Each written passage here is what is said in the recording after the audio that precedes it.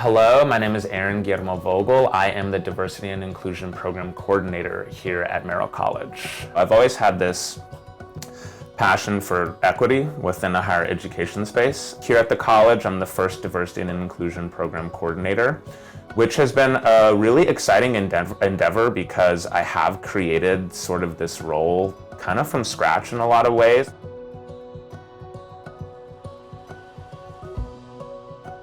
I think it's a really kind of special place in that these are like all-stars teaching students. I will say though, at the same time, I mean, the majority of faculty are white, right? And that's, I think, just reflective of the industry in general. I will say that faculty, I do think they have a very like growth-based mindset and that they want to continue to learn and educate themselves. And I think it's rooted in making sure that every student has like a welcoming experience and a positive experience. I think a lot of the leadership here is really open to like meeting with students and talking with individuals, whether that's my door is always open for a student to talk to me about whatever issue they might be struggling with. And then also Dean Madden and then Assistant Dean Rafael. But it's, I think for a lot of individuals, it's still a process of growing, learning, and getting better. That's true for any of us. And that's true of me as well. I'm only learning more and growing more as well and learning how to support students better. And I think that's also true for faculty. So I'm really rather stoked on this mentorship initiative that I've started. This has been a way for me, just kind of selfishly, to like meet alums of the college and connect. And there's like a lot of really fantastic alums of Merrill. It's been really cool to see just how many individuals actually really want to give back. And I have been pleasantly surprised at that. I feel like sometimes alumni engagement can kind of be hit or miss, but that so many alums wanted to work with a current Merrill student, I think speaks to the positive experience that they had while they were a student, whether that's in undergrad or at the graduate level. There's a lot of students who opted into this experience. Again, just starting this program, wasn't really sure what that would look like. And it's like a year commitment, but really, you know, it's their prerogative after that, what they want that relationship to look like, which I think is really valuable. And I think a lot of us wouldn't be where we are if it wasn't for the guidance of some kind person out there, right? And so I'm really excited at this. I think it captures just things I'm really passionate about, whether it's learning.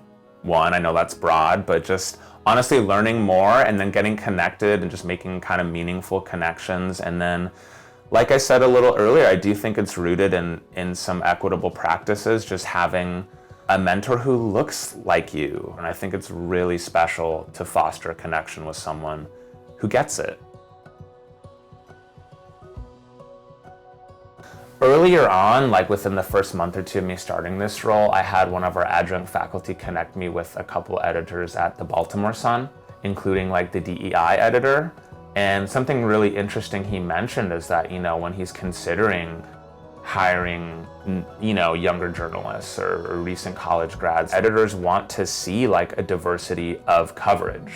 That you have maybe covered not only like different issues, but like different communities, right? And sort of like a fluency as it relates to kind of just talking about the varied lived experiences of different people. They want to see that you can cover a lot of different issues, right? In, I think, sensitive and meaningful ways. And so I think from a very global lens, I think it's really important for everybody to be able to talk about identity and just like understand that individuals come from different backgrounds and experiences, and this informs how they act, who we are. And so I think that same notion should be applied to journalism.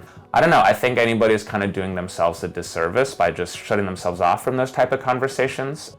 How is your identity related to your journalism, right? And kind of foster some of these connections. I think when we think about identity, we're always like, oh, race, boom. But there's a lot of different things that go into that, whether that's ability, religion, socioeconomic status. We're all just kind of learning and growing and trying to do better, right? And for the sake of just being a more well-rounded journalist, I think it's just in your best interest to be able to talk about some of these things.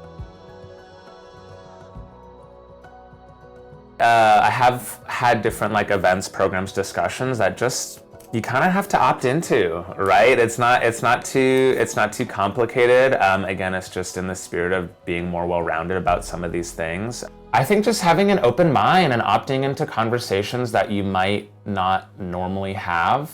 And I think college is the time to do that. And I think once you're an alum, you might wish you had opted into some of these kind of conversations, right? So what's been tough is like, I can't give you extra credit for this. I can't make you do anything. I'm just trusting that you want to be like a more well-rounded journalist to kind of opt into some of these programs. It's okay to feel a little nervous, right? I think everybody does, and I think that's when we learn the most, whether that's about ourselves or about others, is when we might be a little uncomfy sometimes. Yeah.